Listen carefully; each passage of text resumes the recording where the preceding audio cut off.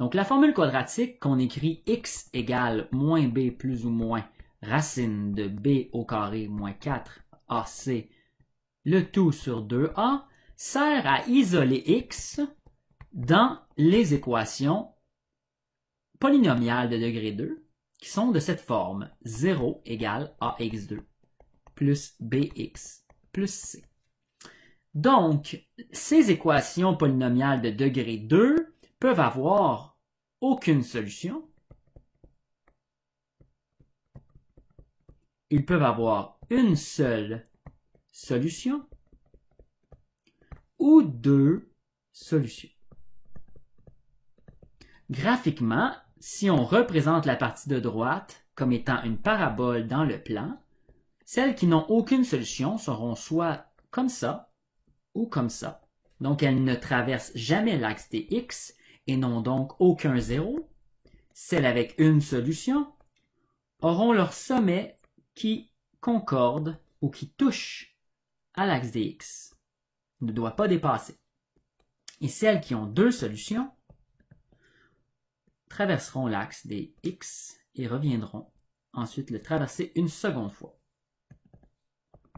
Dans la formule quadratique, vous pouvez deviner rapidement si une équation polynomiale de degré 2 possède aucune, une seule ou deux solutions. Pour ce faire, il suffit de regarder l'expression qui est sous la racine carrée. Donc, l'expression b au carré moins 4ac se nomme le discriminant. Et si le discriminant qui a pour symbole un petit triangle qu'on nomme delta, donc si le discriminant est plus petit que 0, on n'a aucune solution. Puisqu'on obtient une racine négative et qu'extraire la racine d'un nombre négatif n'est pas possible dans les nombres réels, il n'y aura aucune solution. Si le discriminant égale 0, il y a une seule solution. Et si le discriminant est plus grand que 0, il y aura deux solutions. Donc, en résumé, la formule quadratique, on s'en sert lorsqu'on a une équation polynomiale de degré 2, comme celle-ci.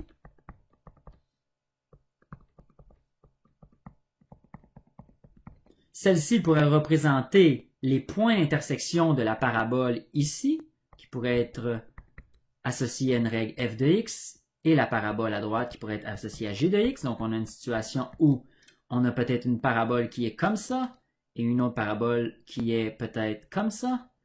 Et maintenant, on recherche les points de rencontre de ces paraboles-là. Il y aura aucune solution, une solution ou deux solutions. Il faut ramener l'équation à ceci pour utiliser la formule quadratique, c'est-à-dire égal à 0. Donc, nous allons envoyer tous les éléments du même côté. Par exemple, je pourrais envoyer tous les éléments à gauche et j'obtiendrai moins 3x2 plus 4x et j'obtiendrai plus 0 égale 0. Donc, ce plus 0 là, je peux l'effacer. Et maintenant, je pourrais utiliser la formule quadratique. X sera égal à moins. Le B étant, le A c'est moins 3, le B c'est 4, le C c'est 0. Et moins B sera moins 4, plus ou moins racine de B au carré. Donc 4, il faut toujours mettre la parenthèse, au carré, moins 4 fois A fois C qui est 0 sur 2A. Vous voyez que lorsque j'ai fait les substitutions de A, de B et de C, je les mets en parenthèse. Donc, on va reprendre la vidéo parce que j'ai eu un petit problème technique. Donc, nous en étions à simplifier notre calcul. Donc, nous obtenons moins 4 plus ou moins racine de 4 au carré, c'est 16, moins 0, hein, puisque ici on multiplie par 0. Peu importe qu'est-ce que c'est l'expression, puisqu'elle est multipliée par 0 ici, ça va donner 0, sur moins 6. Et une fois encore simplifié, nous obtenons moins 4, plus ou moins 4, hein, qui est la racine de 16, et moins 6 ici. Maintenant, nous avons deux solutions, hein, puisque le discriminant ici, sous la racine, le discriminant était plus grand que 0, hein, 16 c'est plus grand que 0, ben, nous avons deux réponses, et nos deux réponses seront moins 4 plus 4 sur moins 6, ce qui donne 0, qui qui va correspondre à x1. Et nous avons moins 4 sur moins 6, ce qui vaut moins 8 sur moins 6, qui fait 4 tiers, et qui correspond à x2. Maintenant, x1 et x2, si je veux m'assurer que c'est les bonnes réponses, je vais aller les remplacer dans l'équation initiale et vérifier si ça fonctionne. Donc, par exemple, si je vais dans l'équation initiale, et puis je mets 0 dans l'équation initiale, vous voyez ici que ce terme-là va devenir égal à 0, ce terme-là va devenir égal à 0, et tout ce qui va rester ici, c'est le 10. Maintenant, dans l'autre côté, le côté droit, ben, le premier terme va devenir égal à 0, le deuxième terme va être égal à 0, puisque x vaut 0.